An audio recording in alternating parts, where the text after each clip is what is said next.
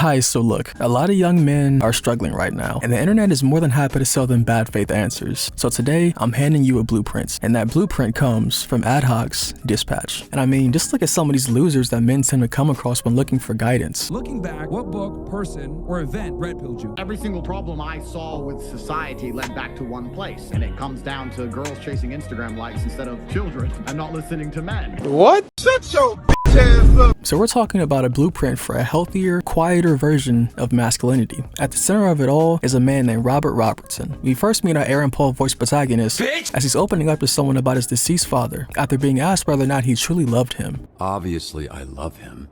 He's my dad. What does that mean? Just say what you want to say. See, on the first playthrough, this seems like it's setting the tone for the kind of game this is going to be. Hell, the name they give this person is literally Soothing Voice. So this made me think I knew exactly where the story was headed and what it was trying to say. Another piece of media where the main character is one of those emotionally aware, yet silent killer protagonists that we've grown used to seeing in the media as of late. Think Arthur Morgan, Captain America, or Leon Kennedy. See, I thought Robert was a man whose masculinity, like them, wasn't bad, but something most men looked at through the lens of a dreamlike idolization, unattainable almost. And look, this type of masculinity is still pretty new. Prior to, we've been conditioned to see masculinity in extremes, either the quiet but angry, stoic, physically dominant men like Kratos, or the opposite end of the spectrum where men are portrayed as incompetent, bumbling idiots, the butt of the joke essentially. Or worse, the kinds of men people mistake for role models, like the Walter Whites, the Tony Sopranos, the Travis Bickles, the Jokers, etc, etc. At this point, I thought I knew who Robert was supposed to be, staunchly in line with those ones mentioned formerly. I thought I knew what kind of masculinity this game was going to explore. But then the switch happens. You know, for being a real piece of shit, you're pretty easy to talk to, but the only breakthrough I need right now is the location of Shroud.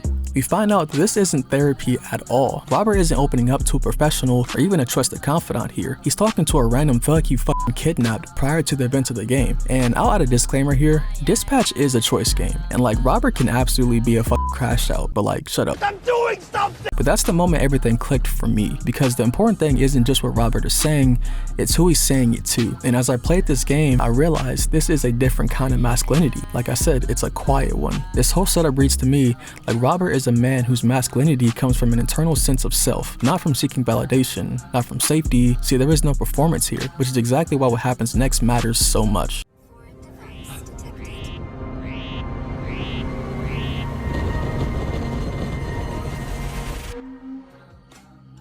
We see here how Robert is blown out of the sky after narrowly escaping Shroud and his band of goons. This is where Mecha Man dies and the man who pilots it is shown. See, Dispatch strips away the power fantasy of superherodom almost immediately. The suit is gone, the strength is gone, the spectacle is gone. And with it comes a version of masculinity that relies on dominance, revenge, outward power, or some commanding presence. We take the suit, i.e. an identity based on domination and outward strength away, and what do we get? We get just Robert. Is Mecha Man a mecha quitter?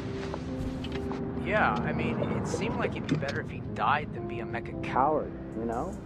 Not a symbol, not some kind of alpha, not a legend, just a guy trying not to fall apart, a guy trying to rebuild, all while finding purpose along the way. Bro was just an average depressed dude with a silly ass name and no money. And yet that probably sounds familiar to a lot of us, right? With your broke ass. But Robert has something many of us were never really shown growing up, something I like to call quiet masculinity. Quiet masculinity doesn't deny emotion, and it doesn't stifle it, more importantly. It just doesn't perform it. It doesn't chase validation, it doesn't need some kind of audience either. It's rooted in stability and self-assuredness, not the appearance of strength. When the spectacle is gone, Robert is still the kind of man who gets respect, who can get things done. See, quiet masculinity isn't about suppressing emotion, it's simply about not outsourcing your sense of self to how loudly others react to it. And that's why it survives when everything else is stripped away. The core philosophy of quiet masculinity is that it's simply masculinity without spectacle. And if you haven't put it together yet, the suit, the Mecha Man mantle, is that spectacle. The family tradition, if there is one,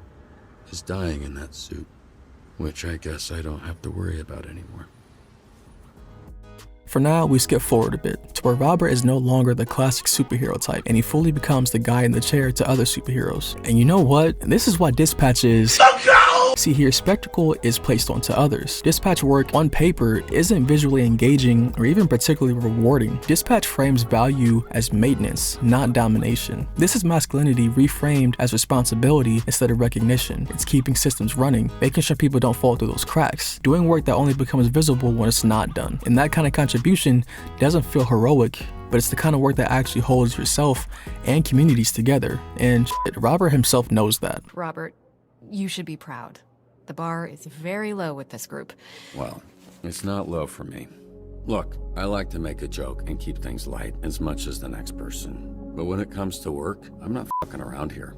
If you want the Phoenix program to survive, the bar needs to go up. Stepping back a bit, Blonde Blazer, with her fine ass, offers to fix the Mecha Man suit if Robert agrees to work at SDN. And I think him being hired at SDN can be looked at as the necessary work needed to remake yourself into the men we aspire to be. See, masculinity here is tied to buckling down and just doing the work. I know a lot of men are in some kind of transitional phase in life, and many of us see no light at the end of the tunnel, but regardless, you have to trust that it's there and to keep going. You don't have to see the finish line to take the next step. Sometimes masculinity is just choosing not to stay on the floor.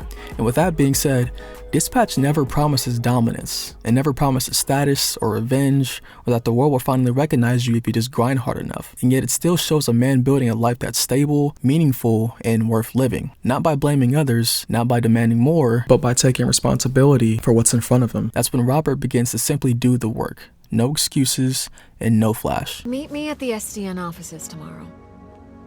I'm not done saving you yet. But now we get to lesson number 1, getting up regardless. So what can we take away from the first episode of Dispatch? Well, it's a classic that a lot of people tend to not hear until life has kicked them in their fucking asses over and over again. The lesson it teaches is that no matter how many times life kicks your ass, you have to get up anyway. Every time you get knocked down and you find it hard to get back up, you'll find that in order to stand up, it'll require you to become a different person. Or at least you'll have to grow in a way that requires parts of you you haven't used yet. That's typically the hard part, right? Whether it be a breakup, and for a lot of guys it usually is, a death, getting fired from your job, whatever, us men truly do go through a lot. And in a world that constantly overlooks us and tells us to man up, it can be hard to get up. That's usually where a lot of guys either start opting out or start doom scrolling their way into a red pill echo chamber. So my advice, take time to mourn those losses, mourn the person inside of yourself that you had to leave behind. Take all the time you need, in fact. But eventually, set a day to move forward and do it sad, do it angry, do it in spite, regardless, just do it. But with that being said, getting up is only step 1. What matters more is how you get up and the steps you decide to take to get you to a place of stabilization. You can either get up looking for excuses or get up looking for something to build. And Robert picks the second one. So let's check in with Robert to see how and what he does to rebuild. 1, 2, 3, 4, 5, 6, 7, 8. So, episode 2. This is where Robert stops being Mecha Man and fully becomes what most guys would see as just some dude at work. This is because we've been led to believe that men and their purpose, men rebuilding, look like those dudes who look like the reason Saratoga water and mouth tape are still in business. And I mean, real quick, seriously, what the f was this? Let me go help other people. It just turns out when I do it. If you don't get your head out the water, what are you doing? Oh my God. Anyway, the work Robert finds himself in, no matter how important it is on paper, is ultimately, for the time being at least, thankless. Once Robert gets started dispatching, again, it's thankless. His team, while we get to know them a bit more intimately down the line, are genuinely a bunch of dickheads to him, sort of representing how the world will put you down, even as you're actively building and or rebuilding. Hey team, this is your dispatcher, Robert Robertson. I'm starting my first shift. Not only is it thankless, but it's gotta be a complete 180 from being in the spotlight that he's been in most of his life. He's always been Mecha Man for the most part, i.e. he's always had this suit of armor to give him an identity. Much like we men tend to wear and perform masculinity, we've had that armor and expectation of performance since we were very young. You know, ones that tell us that men don't need to cry, men can never be emotional and can only show anger, that conquest is the only metric that we can build value. We were taught that our value didn't come from you inherently, but it was something that you could find in other people, in spectacle. But anyway, we get a really good example of how serious Robert takes his job during the donut shop scene with Invisigal. Granny doesn't even know how to shoot that thing. Take out the thief first. He's the only one with his finger on the trigger. You know what? It's my life on the line. I'm done listening to you. The thing's gonna blow that man's Arm off and there's a whole building with me in it. I'm storming the device. No, Invisigal, that's a direct order. And when they argue in the break room. I actually just came by to celebrate the mission going well. Didn't mean to interrupt your little snack. What do you need, a pre-chew like a little baby bird, bitch? Look at me. You disobeyed a direct order. How can you think it went well? You trashed the place. The suspect got away. You got the client hurt. You'd think when that guy signed up for SD and that it'd result in the back of his ball sack getting scorched? Because they don't mention that in the commercial. See, throughout this whole game, competence is the loudest thing Robert ever displays, in my opinion, and he never raises his voice once. It says something about Robert that even though he just met the team, he's willing to dive into his role so naturally. It's also an indication that Robert is a man who takes the rebuilding process, the nose to the grindstone attitude, to heart. There's no bullshit here. There's no fluff. There's no glitz and glamour, just plain old hard work. It's commendable and a great way to approach your own journey. I'm not saying not to complain here. Complain all you want, but the only way through whatever hell you're going through is, well, through. You don't need to be Superman, but you damn sure need to be Clark Kent. You think I want to tell people our dispatcher's a f***ing loser? Having superpowers doesn't automatically make you a superhero. You're born with one, you have to earn the other. Well, I'm wet. You gonna make me act up. I want to call back to the scene where Robert is still busted up and chooses to fight that Skittles Mafia out in the storefront. Fight back! Fight back! See, even without his suit, Robert still has his sense of justice, a sense of what makes Robert, Robert. Even without the suit, the legacy of spectacle, Robert is still just a man. See, a lot of men, when they get to this crossroads, tend to, like I said, lash out at the world and go down certain paths. More specifically, they find homes in places like the Red Pill community. Now, if you didn't know, the Red Pill community is made up of a bunch of angry, misguided men and boys alike who have been rejected, beat up, and have found themselves lost in a world that tends not to value men for who they are. Well, a lot of these men found this group because they went looking for answers, and the voices that they followed were the only ones seemingly calling back to them, giving them answers to things that they've been seeking for years but were too afraid to ask. Are you mad at me? I just thought I'd ask before I go over some nice guy habits that are destroying your ability to be a sexy, confident man. Number one is apologizing for things that aren't your fault. Number two is worrying so much about what other people think. Number three is ruling with emotion as opposed to logic. Number four is not standing up for yourself. And number five is kissing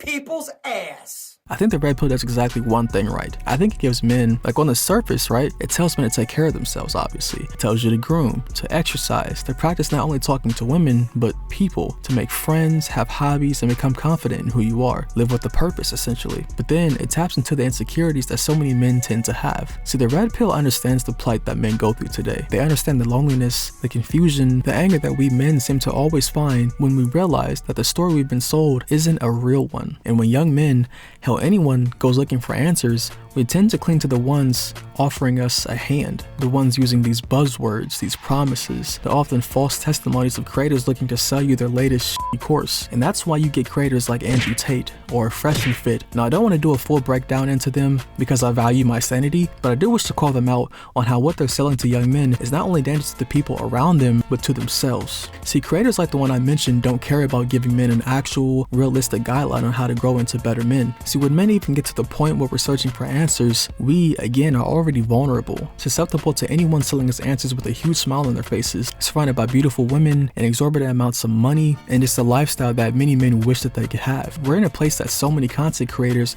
are looking to exploit. The term insecure is a feminist propaganda term utilized over the past 10 years to shame you for putting boundaries on your woman. But what do they shame you about? They shame you about these boundaries because these boundaries are designed to protect not just you, but the relationship. It's your duty to protect the relationship. It's not her duty. Her duty is to find the best man. Your duty is to stay the best man and protect the relationship. And your dumb monkey ass sitting there, I'm just being a good husband. I'm not insecure. What? Shut your bitch ass up. Now look, apparently a lot of young men are in a loneliness epidemic. And I'm not going to take jabs at that. I think it's a very real and very harmful phenomenon. If we look at the suicide rates among men, we can see that men die by suicide at a rate nearly 4 times higher than women. And with that being said, loneliness is a massive contributing factor, and I don't want to solely blame men for their issues like some people like to do, but I have to say something that some men watching probably won't like. A lot of our loneliness is very much self-inflicted. The male loneliness epidemic is referring to the fact that statistically, men have fewer real-life friends than they've ever had before, and they are dating less than ever before.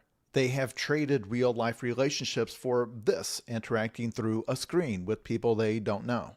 And the problem, beyond the obvious, is that this is causing men, especially young men, to become radicalized. Not just that they've become more conservative than previous generations, but that they specifically fall down pipelines where right-wing influencers kind of bring them into this hardcore anti-feminist ideology.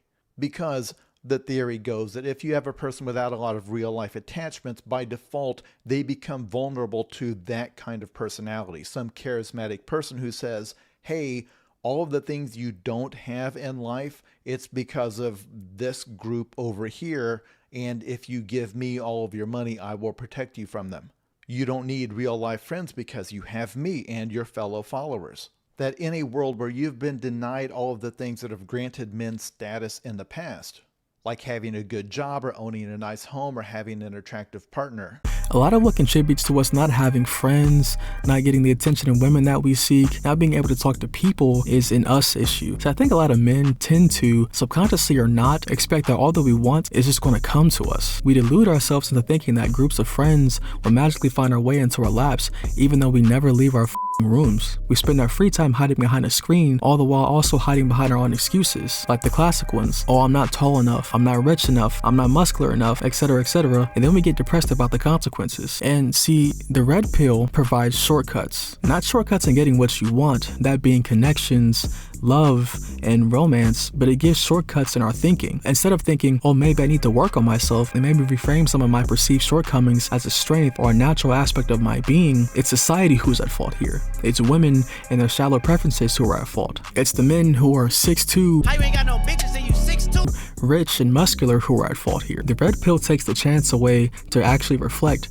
and points a mirror at others. They find Like I said before, a lot of men find the red pill after getting emotionally damaged by some women who took their heart and essentially all over it. In return, those guys look for answers and the red pill responds. And here's something that a lot of people who are against the red pill will never ever tell you. The red pill does work. Short term, of course, but it does indeed work. But it works the same way that numbing pain works. There's immediate relief, but there's also long-term damage. And that's the evil part. The red pill, again, does work. You can absolutely f a bunch of women like this, but at some point, you're only hurting yourself. Now, I'm not on some Puritan bullshit, and hell, I've been with a lot of women I've had no romantic interest in, but also realize how shallow the whole experience really is. The red pill, again, gives you shortcuts. But at the end of the day, any normal, well-adjusted person will simply see how shallow hookup culture really can be. And the thing is, if you're falling down the red pill, I know what you really want is to be loved. Red pill masculinity doesn't fail because it's mean, it fails because it teaches men to outsource their self-worth to attention, sex, and dominance.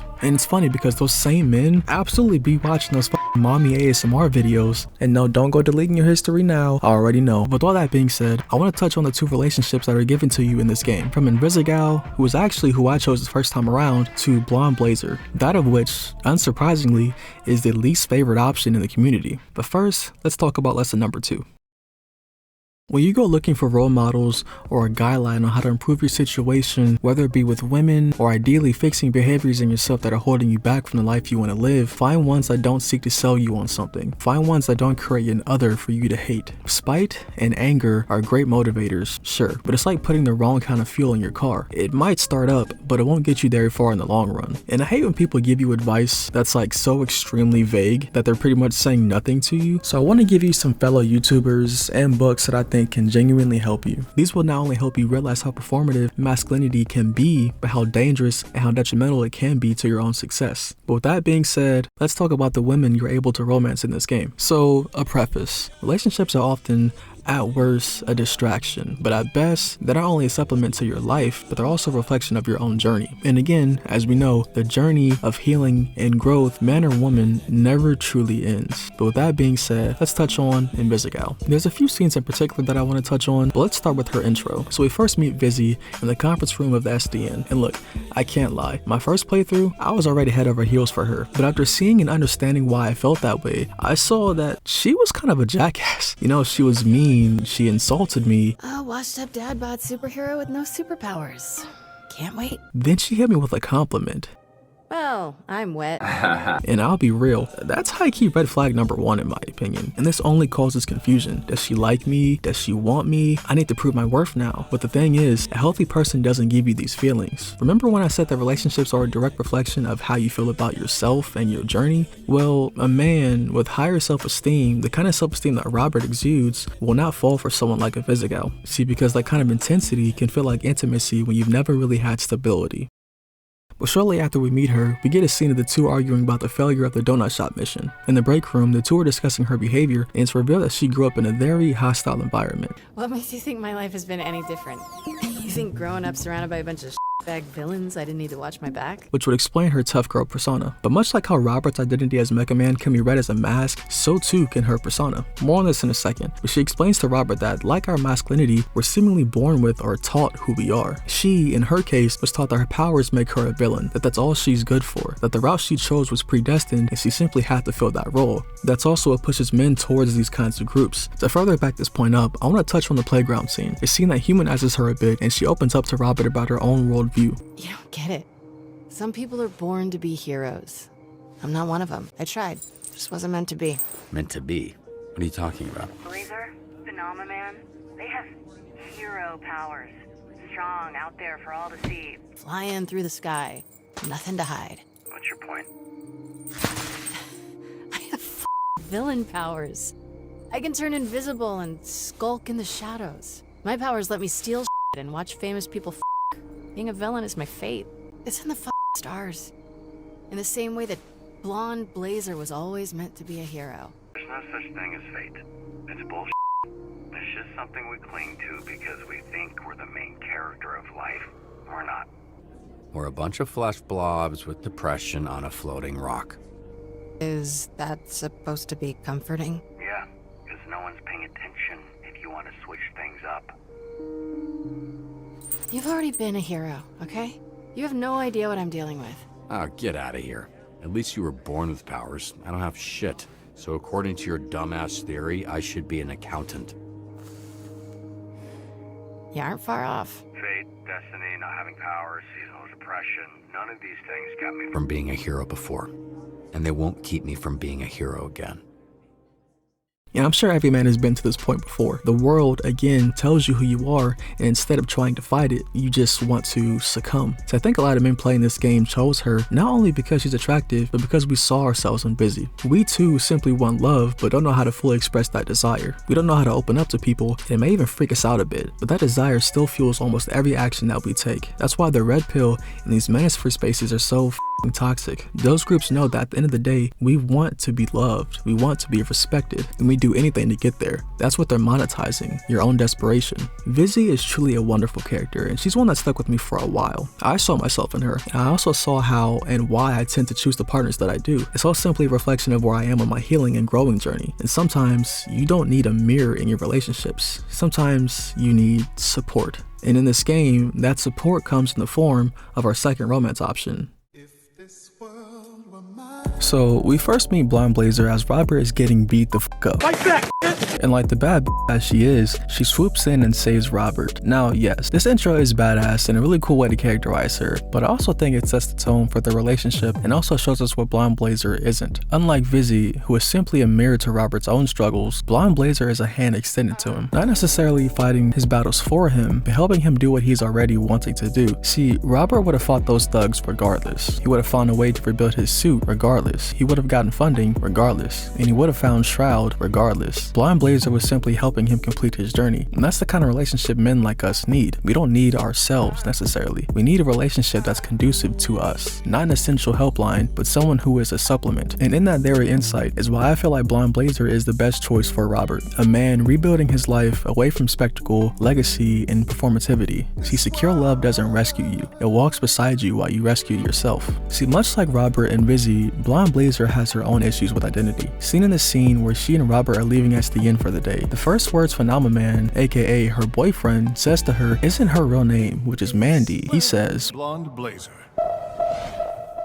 Now I'm sure he's called her Mandy before, but the way the narrative is structured, this is our first introduction to him, his values, and how he views his relationship with Mandy. If we head to the comics that come with the game, we can see how their dinner actually went and what led to the breakup. In the second half of the second comic, we pick up with the pair after they fly to their date, where they're immediately harassed by the paparazzi. In the bottom panel, we see their respective reactions to it. Phenomenon is clearly into it and loving every second of it, while Mandy is visibly embarrassed and or annoyed. This ties into the whole idea of spectacle and becoming an upholding an idea, rather than being able to be human and normal. To emphasize her desire to be normal, we see in the next panel that the restaurant is completely empty aside from the chef Mandy, and Phenomenon. She again continues to look completely out of it, not wanting to be a spectacle. After a bit, she asks him, "Where do you see us in 5 years?" "My future is certain," he says. "I have vowed to devote my life to protecting the vulnerable people of this planet, alongside you." "I see," she says. She continues, "So we're still doing superhero work?" "That is my desire," he replies. "Our lives are phenomenal, and it is my hope that we remain that way until the day we both perish." She continues, "Oh, I guess I just thought that maybe one day we could, I don't know, settle down, buy a couch, drink a beer, watch some dumb show about a bunch of hot people dating on an island with no food, and be normal. And I can be Mandy for a bit." The comic continues, "While Mandy is lovely, I believe the man who dreams of sushi dreamed of the blonde blazer sampling his raw delicacies." And that actually sounds kind of crazy out of context. And with that, Mandy says, "You're right. Thank you for helping me see the problem." Coolest as he is, he responds with, "Happy to be of service." She simply replies, "Goodbye, Phenomenon." In incredibly stark contrast, on Mandy and Robert's date, Mandy immediately shows Robert her true self.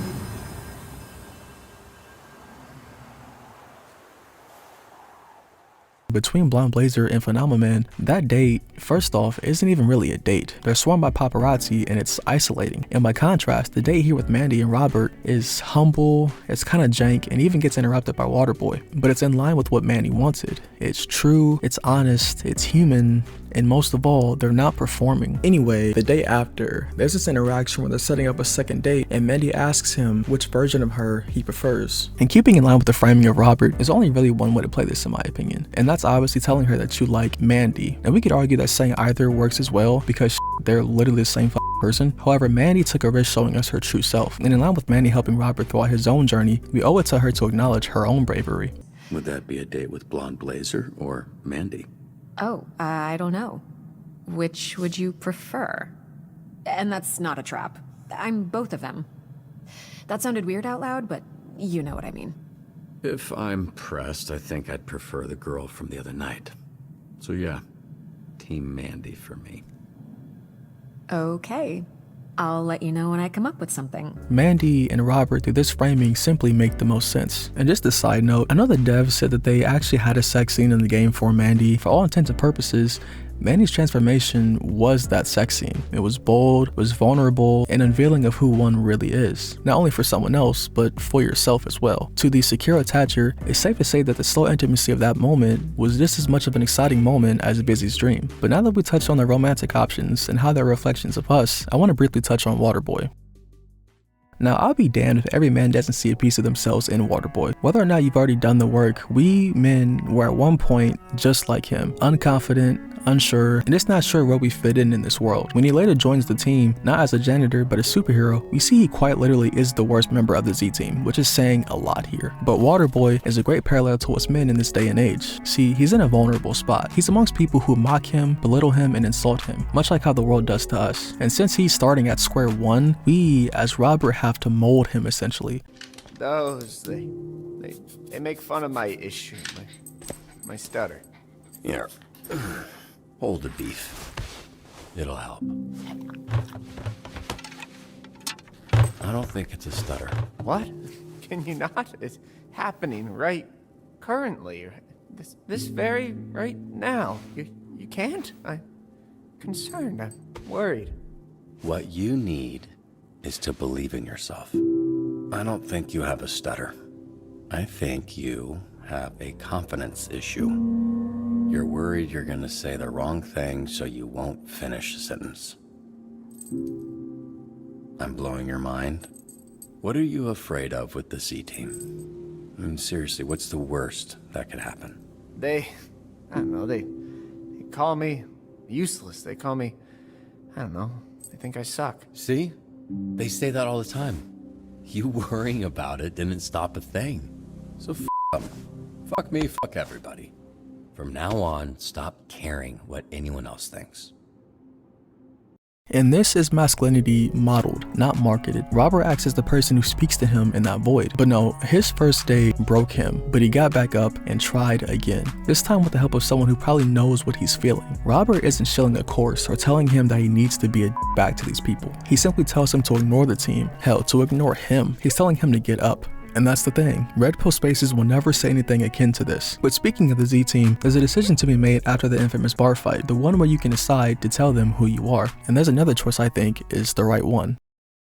Robert comes to the conclusion that even though he has the Z team's respect, he more importantly needs their trust. If we truly stay on brand here with this quiet masculinity thing, it would seemingly make sense for Robert to just be like, I'm Robert. And while it does still work, I feel as though ignoring one's past and not being open about it to people you trust isn't the right move. We compare this with the other option of revealing that we are Mecha Man, and it goes down a lot differently. I'm Mecha Man. And in my opinion, provides better framing for certain characters. See, once we tell the truth, we see how Flambe reacts. With anger, the decisions of Robert's past caught up to him, and someone around him was upset by it. But that's kind of the cost of revealing yourself. You lose some and you gain others, strengthening the bond between you and the ones who stick around. For example, when Flambe goes off on Robert, who steps in to save him than none other than Golem and Waterboy, which can be read as a testament to how far Waterboy came in building up the confidence to stand up to others in such a short time. Like Robert, he's become a hero despite his setbacks. See, this option, in my opinion, is the trust fall. See, the Red Pill inherently isolates you. It tells you to put all your time into self-improvement like some kind of monk and using that experience to ultimately just fuck a bunch of women. More on this in a second, but I know firsthand that the Red Pill, despite all the surface level good things, they leave no room for making and being with friends, a solid community. We talk about the male loneliness epidemic, but with falling down those rabbit holes, it will forever be self-inflicted. But with that being said, I'd like to go back to the idea of legacy and touch on a bit of the role the idea of fatherhood has played in Robert, and pair it with where we men tend to get our ideas of masculinity. However, we know that Robert's dad was never really around, so who was his next best role model? Well, that role gets filled by our favorite speedster, Chase. Keep up. But before we get there, we touch on lesson number 3. If we continue with the idea that relationships, romantic and platonic, are mirrors, what do you see in those mirrors? Are they holding you back? Are they actively helping you? Are they actively or passively hurting you? So my advice, look around your circle and try and see who is conducive to where you want to go. I'm not saying cut off your friends and family overnight. I'm saying pay attention to who punishes you for your growth. If they react in any way like Flambe, that's who you know to distance yourself from. But now we have to recognize that before our young minds even go on to be influenced by society, we get our ideas of masculinity typically from our fathers. But as we know, Robert's father, Robbie, was barely around to be a father in the first place. If we read the third comic in this game titled Get Up, we can see how Robbie really was. There seems to have been a question as to whether or not Eli, aka Shroud, should have been an official member of the Brave Brigade. There's talk of a vote amongst them to even bring him into the group in the first place. With that being said, we can gather that Eli has seemingly given the Astral Pulse to Robbie. After a mishap caused by Chase to the tech in Eli's head, Eli runs away, but not before he gets shut down time and time again by Robbie. Injured further both physically and emotionally, Eli storms off. We read that Robert has accidentally activated the Mecha Man suit and is in danger of being shot. Hearing this, Robert yells to Chase to save Robert. Rushing in and grabbing Robert out of the way, Chase saves him, and thankfully Robert has small injuries. Finally, Robert catches up to them and asks if Robert is okay. After checking Robert out, he offers no comfort, no protection, no emotional support for what just happened. He simply tells him, get up. Hands on his hips, a stern, angry look at Robert, and one can imagine what comes next. We cut years later to a beaten down Robert in a mech suit, repeating the same phrase his father told him all those years ago, get up. In a way, this could be a parallel to how the masculinity we were sold and are still being sold is one that provides no comfort, no emotional vulnerability, just a simple get up, be a man and shake it off. We head on over to the fourth comic titled The Death of Mecha Man, in which we see, well, the death of Mecha Man.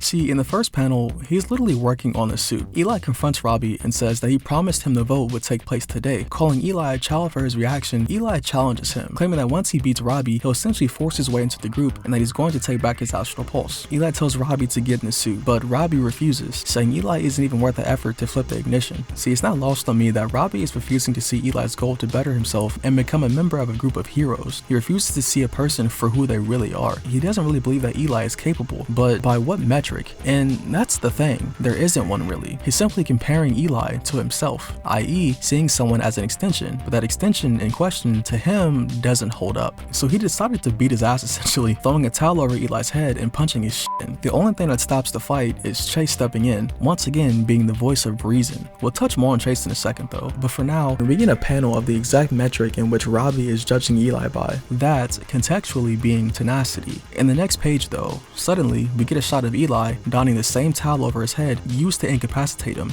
wielding a gun. See, this is the cycle that men find themselves in today. We don't don the mask of toxic masculinity in a vacuum. The people around us tell us who we are, and we sometimes become it, for better or for worse. With that, Eli, now Shroud, shoots and kills Robbie. Eli simply wanted to be a hero, but he was denied that chance by someone who simply didn't believe he could rise above his station. Eli wasn't seen for who he was, and simply became the thing that he had to in order to feel some sense of control over his life. And who was there to try to save another Robert Robertson? None other than Chase. Are you saying I'm crying like a bitch?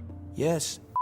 I first want to look at the scene in which we meet Chase as a young man. In the opening scene of the 7th episode, this episode opens with a young Robert crying over his father never really being home, and Chase telling him that it's okay to cry. That he cried when the Raiders left LA, which is the blackest thing I've ever heard bro say in this whole game actually. I'm too old to be crying. F off. No, you're not. I cry all the time. Really? When? When I was your age, I cried for weeks when the Raiders left LA. Yeah, that's totally the same as my dad never being home. Whoa, language. And it was the same. My pops had season tickets growing up. Seats sucked, but I just liked being there with them. So, yeah, when they moved, I was crying like a little bitch too. Nah man, this scene is it right here. I've genuinely only heard 2 men in my life say that it was okay to cry, and even less in media when it comes to portraying men as competent, well-adjusted men. Chase is Robert's protector, for better or for worse, is what I'm saying, and I'm sure the lessons Robert has learned has mostly come from Chase, even if the delivery was sometimes sort of off. But speaking of for worse, we now have to talk about that scene. Keep up. No!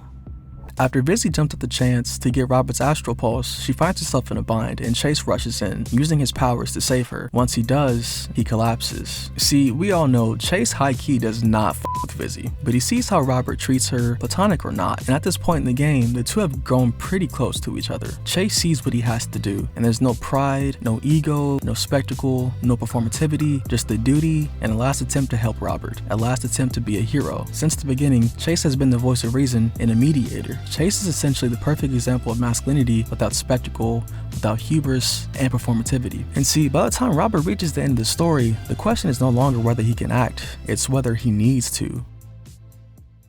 For now, let's touch on lesson number 4. So a lot of men don't have quote-unquote fathers who taught them how to be men. Or we had fathers, but what they taught us was pressure, not permission. You know, it was get up, no comfort, and no guidance. No space to be a human, just a command. So when we grow up and life starts swinging, we do what hurt people always do. We look for a voice, for a father essentially. And if we don't find one in real life, we essentially rent one from the internet. And that's what Red Pill creators tried to be. Their masculinity subscription service essentially that says, pay attention to me, hate who I tell you to hate, and I'll tell you why your pain is everyone else's fault. It's easy and it's loud. It's addictive in fact, but it isn't love and it's not guidance. It's branding. Chase is the opposite of that. Chase never sold Robert some kind of mask. He teaches him that he can take off the mask and still be a man. He doesn't turn Robert's pain into anger. He turns it into direction. He doesn't make Robert feel powerful. He makes Robert feel allowed to feel, allowed to cry, allowed to be vulnerable, but also allowed to still get up anyway. Quiet masculinity is built in spaces like that, not where you're pressured into performance, but where you're supported into becoming. So here's the practical part. If you're a man watching this and you're in that I don't know what the I'm doing phase, do not hand your identity to the loudest guy with the mic. Find men who make you more grounded, not more bitter. Find mentors who make you more honest, not more performative. Find communities that hold you accountable, not communities that hand you an enemy. Because real life father figures or mentors or whatever don't teach you how to hate. He teaches you what to build. And the only thing they get out of it is watching you become a better person. He's so fucking proud of the man you've become. He told me that.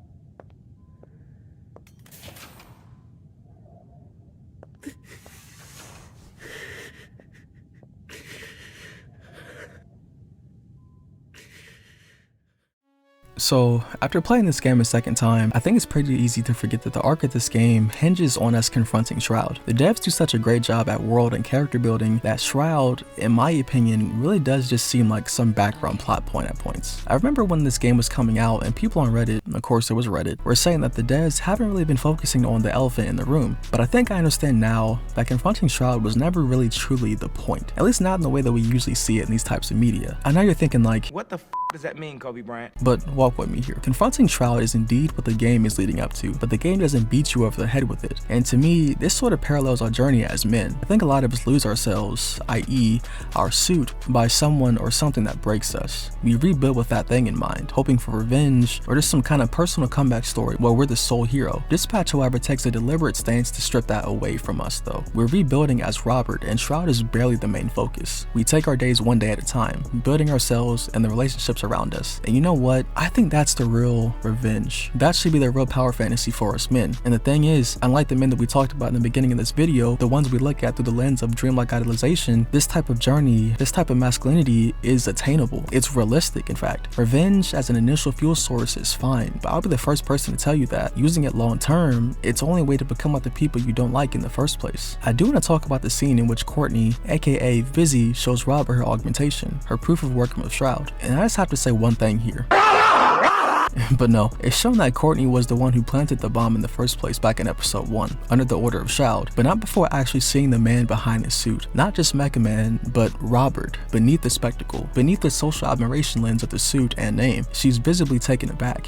She realizes that she wasn't harming Mecha Man, she was harming just some guy. She didn't truly want to plant that bomb, but because she was indebted to Shroud, because of the dream he sold her, she had to act. And in this way, we can look at Shroud just like those red pill communities who sell us shortcuts, who strip our humanity from us and encourage us harming others for their personal gain. But unlike Shroud and Robbie, Robert chose to see Courtney. He can choose to see her and save her from falling in with the likes of Shroud. He can save her from herself. See, Robert can take the time to see people, to take the time to not make villains out of people based on what's on the surface. Places like the Red Pill, again, make monsters out of the groups of people they deem unworthy. And like we said, if a father is handing you someone to hate, that's not someone you need to be learning from. Look, I probably don't say this enough, but I'm proud of all of you. How far you've come. A few months ago, you wouldn't have been in a room like this discussing the needs of the Z team, and if you did, there'd be a lot more than one broken door. But I'm not cutting Invisigal. We don't kick people when they're down. We lift them up, and I believe of her what I believe of all of you, that her heart is in the right place. It's what took us from being a team to being this weird, f***ed up family. Look, you're hurting. Okay, I get it. I'm hurting. We are all hurting. Now isn't the time to cast blame. It's the time to come together and heal. But with all that being said, with the city in shambles, we confront Shroud. Reuniting with the suit, Robert's arc is technically complete here, on paper at least. But like any man who reaches the point in their journey where they're looking back at their old selves, pondering on how far they came, they must ask themselves a question. What do I do with my newfound strength? That's the real test this game is posing, because strength without restraint is just another costume. Quiet masculinity isn't about denying violence, it's about understanding when violence stops being yours to carry. I think with the framework we've established, at the point of confronting Shroud, we do best not to kill Shroud. Now I hear some people asking why. What the f? He shot my father in cold blood. Well, look at it like this. I don't really think this fight, this life, is Robert's to take. I think this can be read as legacy, as expectation thrust upon you by your parents, by society, by patriarchy, what have you. We're told from the beginning who to hate, who to direct our anger towards. But this game has focused on so many other aspects that weren't Shroud, and to me, it's pointless. This man, Shroud, is a villain of old. Sure, he killed your dad, but Robert has found a new family, a budding relationship with a woman who cares for and respects him. Would killing Shroud really make him feel whole? But no, let's skip forward a bit. After the team goes full Power Ranger mode, it's revealed that Shroud's still alive, carrying beef. The team rallies around as Elliot forces Robert to confront him face to face, sans suit. With the Astral Pulse in hand, we learn of Courtney's double cross. The hooks are still in deep for her. I chose to give Shroud both pulses, and for a very good reason. Just watch. What the fuck is this, Robert? You said you wanted the Astral Pulse. I gave it to you. One of those is it. They look f***ing identical, Robert. Look, you're right. I can't outsmart you. Because, you know what? I'm not a smart guy. So, the only way to keep you from knowing what I'm doing is to not have any idea what I'm doing. Which is how I feel all the time. But I trust my gut and I take my best guess. Just like you used to do. Before you plugged all those f***ing Christmas lights into your head. Before you were afraid to make your own decisions. Elliot. Robert pretty much calls his ass out and tells him how weak he is not to be able to make his own destiny, his own decisions. He let anger ruin his life. I can see it all. It's all there. Every permutation. But then we get to another goated ass scene where Vizzy makes the hero play. This selfish asshole who our father figure low-key hated, who everyone doubted, who was at the bottom of the leaderboards, proves us wrong in one swift move. She takes the bullet for Robert. Without hesitation, Robert, Crash Out Robertson, pounces on Shroud. You want what he's having? No.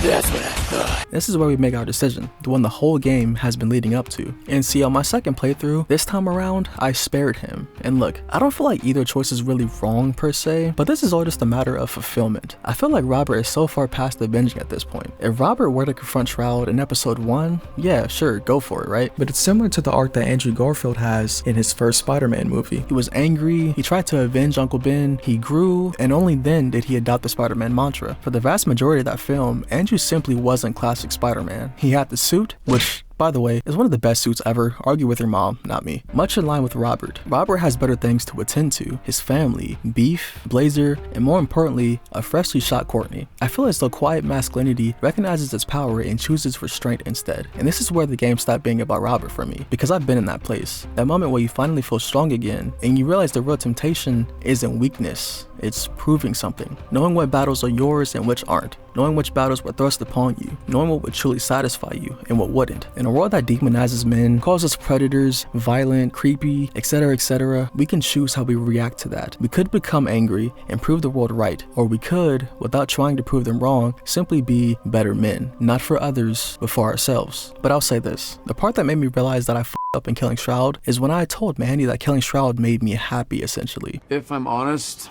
it felt f***ing great. I'm surprised to hear that, but I suppose I'm happy for you. Thank you. She wasn't angry, just disappointed. And I feel like in retrospect, internally she was like, I thought Robert was better than that. She's right, he is better than that. And for a man who has done the work, they would be too. But no, this game ends with Robert and his newfound family all the better for it. No blood on his hands, a new suit, a job, and a supportive, attractive, supplemental girlfriend. And it's funny, none of that is really the reward here though. It's just a byproduct of a man who finally stopped performing and started choosing himself. And that's when it all clicked for me. This version of myself that needed revenge didn't exist anymore. And killing Shroud wouldn't have been closure. It would have been proof that I hadn't actually changed. Quiet Masculinity isn't about sparing people to be virtuous. It's about realizing that some fights only matter to the man that you used to be. And the Red Pill essentially wants to keep you in season 1.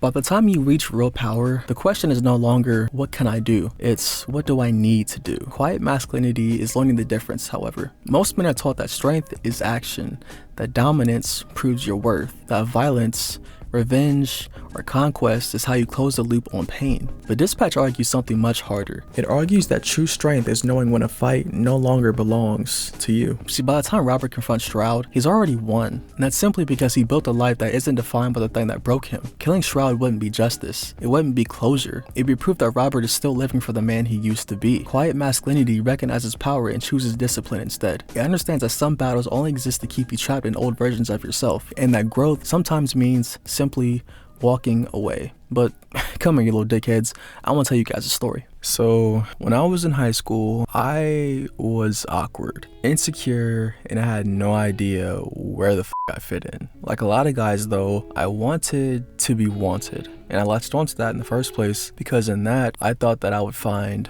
validation and fulfillment. That being said, there was a girl I had very, very strong feelings for. You know, I pined after her. I remember waiting by my phone for her replies, and like when they finally came, hours or days later usually, they never really gave me what I was hoping for. And like my mood would live and die by her attention essentially. And like looking back, I wasn't really in love per se. I was just desperate to feel chosen. And that whole cycle really followed me until she left high school for some reason. And like not long after, I found the red pill. And to a lonely 16-year-old, it made perfect sense. You know, the language, the explanations, the certainty that they all spoke with, especially when using these phrases that I've never f***ing heard before, like SMB or spinning plates or AWOLT. It felt like someone handed me a rule book for a game that I didn't even know I was playing. And by 17, you know, I was going to the gym, I was dressing better, taking better care of myself, per their advice. And you know what? Yeah, some of that absolutely worked. Like I said, I felt more confident, I got more attention from women, but underneath it all, I was still very much alone. I didn't feel connected to anyone. I didn't feel present, essentially. I mostly just felt bitter, you know? Like I was improving on paper, but falling further away from anything that actually made me happy. And it wasn't until after high school where I met my first actual girlfriend. And you know, looking back, she was extremely kind and like gentle with me. She treated me like a person from the very beginning, and for the first time, I thought I knew what love was. So I fell into it like super deeply and easily, more importantly. But like I've been saying, relationships are a reflection of you and your journey in healing and growth. With that being said, I pretty much brought my insecurities with me throughout the whole relationship. Even after I stopped actively engaging with red pill content, those ideas stayed in my head for a very long time. I kept thinking, she could have anyone. Why the f would she choose me? She's gonna hurt me eventually, right? And like my value as a man depends on how many women want me. So why am I just gonna focus on one woman? Was my thought process. And it's f***ed because that's how the red pill really works. It doesn't teach you that you're insecure and need to work on yourself. It teaches you to blame the person who cares about you for triggering that insecurity in the first place. It tells you to confuse attention with your worth. And because I believe that, because those hooks were already in my head, I did something that I considered unforgivable for a very, very long time. I cheated on her. I cheated on the only woman who ever loved me without making me prove myself first. She essentially was my blonde blazer. She was a supplement, not like a mirror, you know? And, you know, I treated her like baggage instead of being a piece of my support system. And since then, I've only really have been able to attract people like Invisigal, complete with like the emotional whiplash, the intensity that I mistook for intimacy, and chaos mistaken for connections, essentially. And that pattern didn't start with them, it started with me. And I'm not telling you this for absolution, I'm telling you because this is what happens when you mistake masculinity for performance instead of process. I'm still doing the work. I'm still trying to learn restraint, still trying to learn discipline. I'm still learning how to build something real instead of chasing validation. And I hope that one day I can look in the mirror and see a man who doesn't need to prove himself anymore. Someone grounded and real. But with all that being said, let's touch on lesson number 6. For any men watching this or listening to this, I want to say something. Although I can't be your mentor, I want you to know that I see you. I see you on your difficult days, the ones where you want to give up, the ones where you might succumb to your vices, the ones where you question if life is even worth living. I see you. When the world tells you that you're inherently a shit person, I want you to ignore it and keep going. Fuck him, fuck me too if that helps you stay on your path. Whatever you need to do, just keep going. I see you, and you're not alone. With that being said, I'm never not June. Thanks for watching. Yeah, I'm always saying that I'm up too late. Thoughts begin to roll when I'm on my own. Tell me, all my choices untouched by fate. Will I reach a land I can call my own? Keep running. No, I don't wanna keep running. It's always something with me. I search the world for belief. No, I don't wanna. Okay, when these rap habits, expectations, good workers don't ever fall. Cash flow, payroll, degradation, discount prices for my soul. I just put my life on hold, so that I just need lower goals. Strap my boots and sacrifice, or die with a good credit score. 4 walls, strap me in, hope a song can get me out. Blue collar, shackle gray, hope a post can cut me out. No such thing as humble kings, every peasant got a song. Listen to a nigga sing, but my crown I carry. All that I have, I got on my own. Is that shit sustainable? 5, 6 years ain't had no home. Is that shit obtainable? All I wanna do is put my city on the map. So I plead to the powers be. I hope they go with that, right?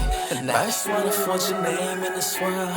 Ain't about the status or the fame or the girls. Ain't about the money. I'm just living life on my terms. And for 80 years, I'm just making a lot of light turns. I'm always saying that I'm up too late.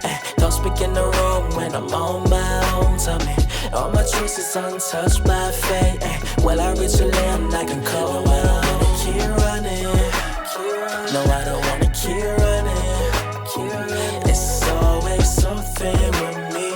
I search the world for belief. No, I don't wanna. Okay, most get dollars, I get dimes. Why I ride on company time with this dead end job. Feel dead inside. Can you tell I'm not alive? Can you tell my shackle gray? Blood and sweat and says I cry. Can you tell I hate today? All I swallow was my pride. Hold on, wait a minute now. Give me something to slow it down. My mind go through a million lives. My mind lived through a million times, so I can't see what's coming next. Overworked and underpaid. What's gonna kill me is the stress. That shit coming from my neck. Death and taxes kill the vibe. Got me living check to check. Complicated life tangle, hoping for a simple death. Mirror, mirror on the wall. Tell me who gon' make it right. I don't even got a ball. What's my wallet wasn't tight.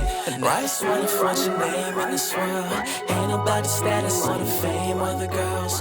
Ain't about the money. I'm just living life on my terms. And for 80 years, I'm just making a lot of light turns. I'm always saying that I'm up too late.